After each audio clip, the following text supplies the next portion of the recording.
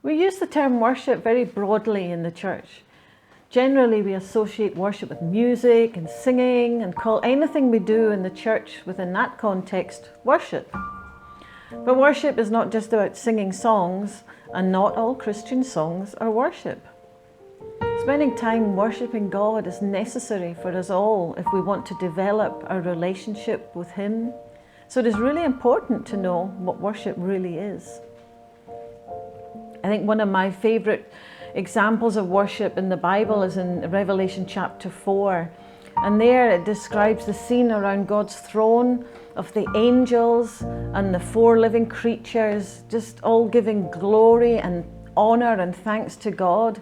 And then the 24 elders, they fall down at God's feet in praise and adoration. And that basically sums up what worship is.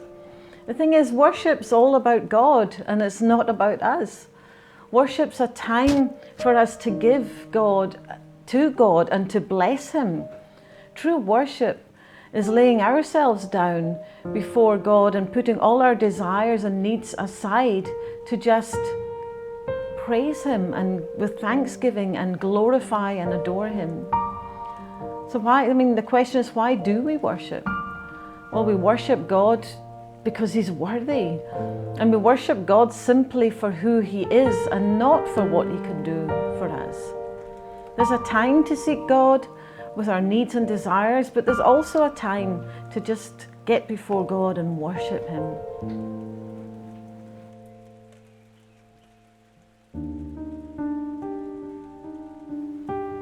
Worship is powerful. As with anything God related, we can't outgive God.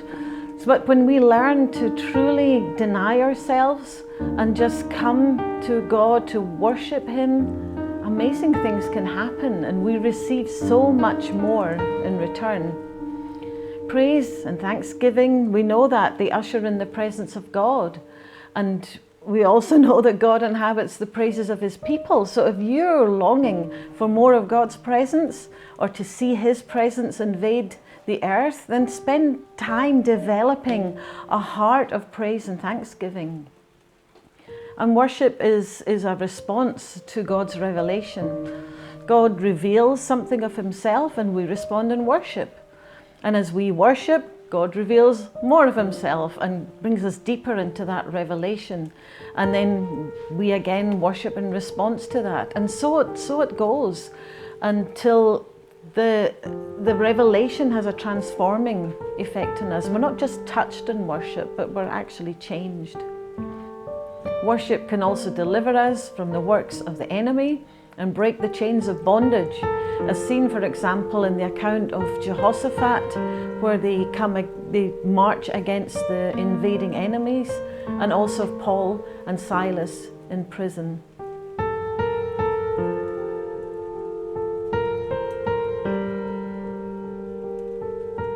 I encourage you to read and study the following scriptures. I'd suggest Revelation chapter 4. That's where we see what worship really looks like. And then in Isaiah chapter 6, verses 1 to 7, that's where we see the transforming effect that worship can have on us as God reveals more and more of Himself. Then, of course, 2 Chronicles chapter 20, verses 1 to 25, to see what a powerful weapon worship is in the face of opposition. And finally, read Acts chapter 16, verses 22 to 26, where we can see how powerful worship is to break all kinds of bondage, addiction, and oppression, not only in our lives, but in the lives of other people. Don't neglect worshiping God, but cultivate and develop a regular time of worship. Spend time in worship and let God do what He wants to do in you. Don't be too quick to move on or to stop.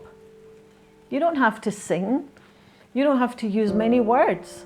Once you learn to turn your attention and your heart's affection to worshiping God, you'll find your own expression of worship.